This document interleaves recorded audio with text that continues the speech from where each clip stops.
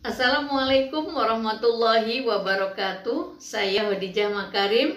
Topik kita kali ini adalah sikap dosen saat membimbing skripsi, tesis, dan disertasi.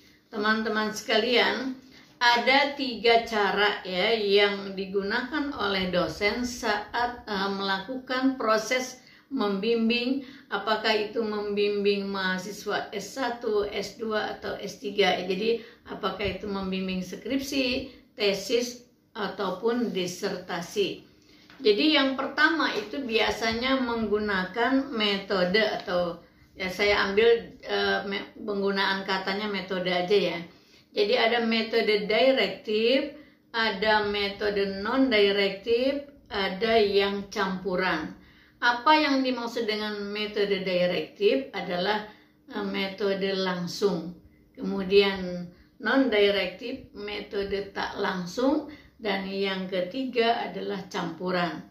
Yang dimaksudkan dengan langsung dan tak langsung ini bukan proses tatap mukanya ya, tapi metodenya, bagaimana proses membimbing itu, bagaimana sikap pembimbing itu kepada mahasiswa pada saat proses bimbingannya.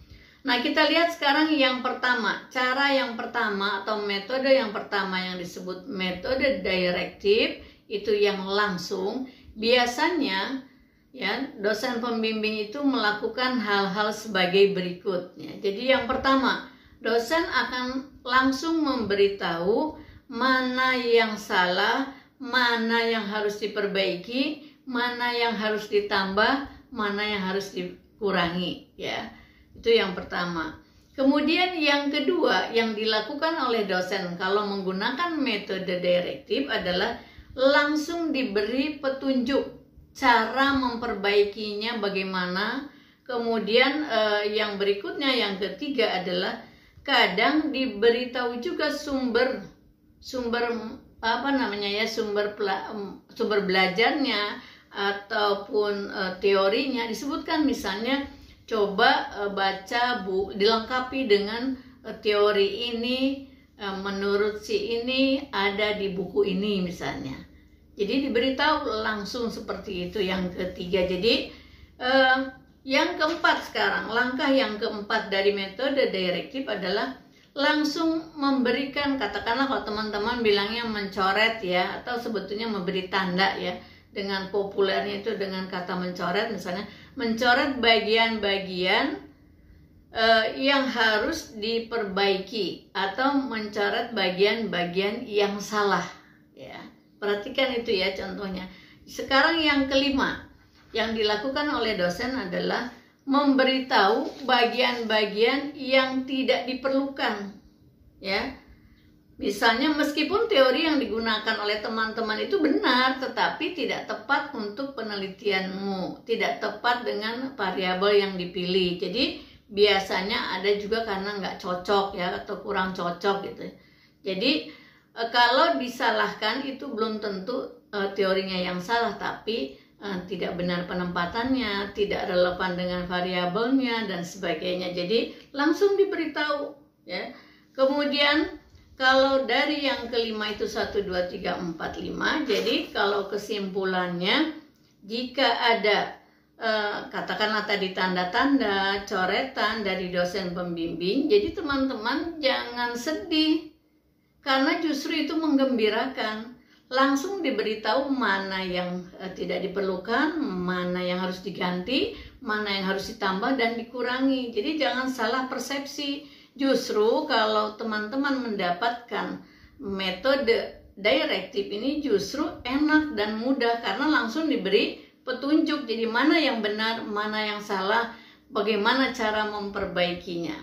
Nah, ini tidak banyak dosen yang menggunakan metode direktif. Kalau di antara teman-teman mendapatkan dosen yang melakukan proses bimbingan direktif, coretan-coretan tadi jangan ditanggapi negatif, justru itu adalah menggembirakan, memudahkan teman-teman untuk memperbaikinya. Nah, sekarang yang kedua, metode yang kedua adalah metode non-direktif. Nah, metode non-direktif ini draft skripsi ataupun draft proposal teman-teman itu tidak dicoret, tidak ada petunjuk yang rinci, yang detail, mana bagian yang harus direvisi, mana yang harus direvisi dengan ditambah, dikurang, dan nggak ada. Biasanya hanya diberi misalnya pada paragraf tertentu diberi tanda tanya gitu. Kemudian ada yang hanya dicoret di bawahnya gitu.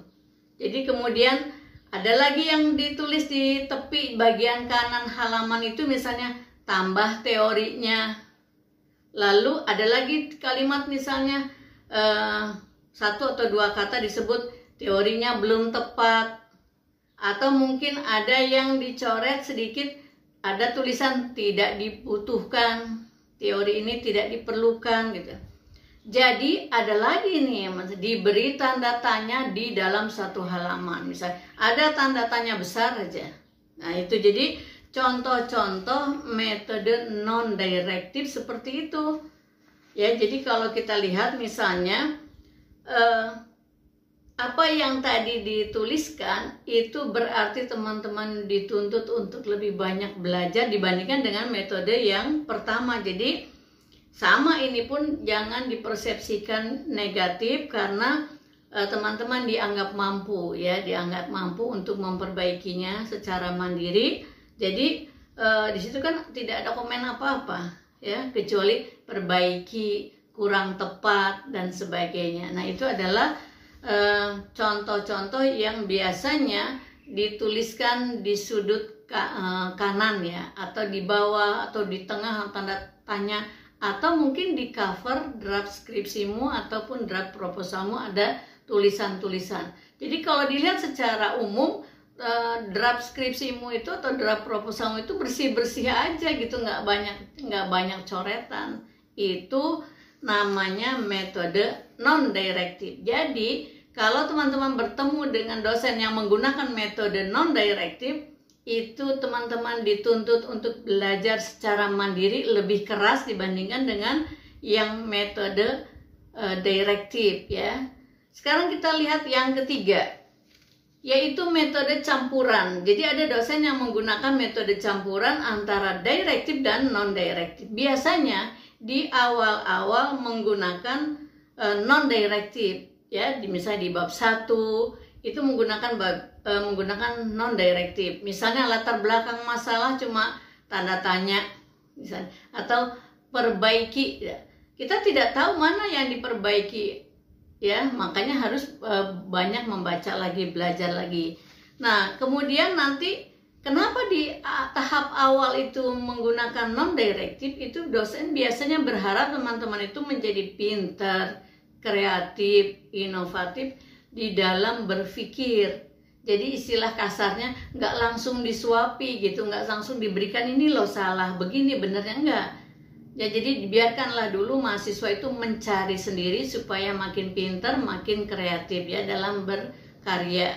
Nah, setelah itu kalau 1-2 kali kelihatannya masih berat, masih belum ketemu mana yang benar, setelah diperbaiki latar belakangnya 1 kali, 2 kali, 3 kali, sudah semakin bagus tapi belum tepat, barulah dosen akan mengatakan hal-hal yang harus diperbaiki. Nah, disinilah dosen menggunakan metode direktif. Jadi akan menunjukkan perumusan masalahnya, yang ini salah, sebaiknya seperti ini, yang ini ditambah ini, yang ini dikurangi ini, langsung diberikan petunjuk-petunjuk yang harus diperbaiki. Biasanya kalau dosen sudah melihat usaha mahasiswa, sudah melihat perkembangannya, barulah dosen akan memberikan petunjuk langsung dengan menggunakan tadi metode direktif.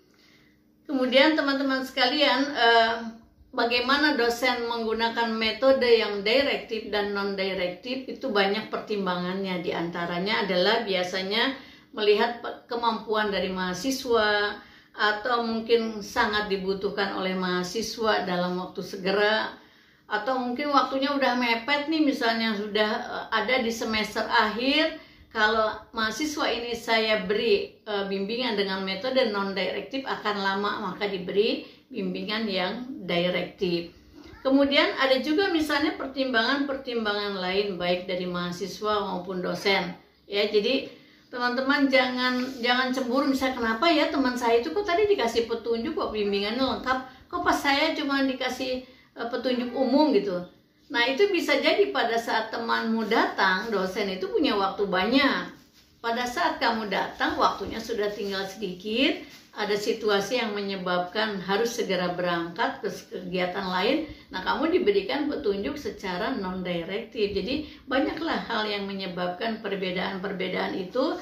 Jadi tidak usah terlalu dirisaukan ya perbedaan itu. Nah jadi teman-teman sekalian, metode yang satu direktif, 2 non-direktif, 3 campuran, ini bisa digunakan oleh dosen dalam membimbing skripsi, tesis maupun disertasi. Hanya kalau dilihat perbandingannya, biasanya nih kalau untuk pasca sarjana lebih banyak non-direktif. Jadi kalau misalnya S3 apalagi ya, non-direktifnya itu 75%, direktifnya sedikit, hanya 25%. Jadi dituntut lebih banyak kemandirian di dalam penulisan karya ilmiahnya. Jadi itulah diperlukan mentor yang lebih banyak.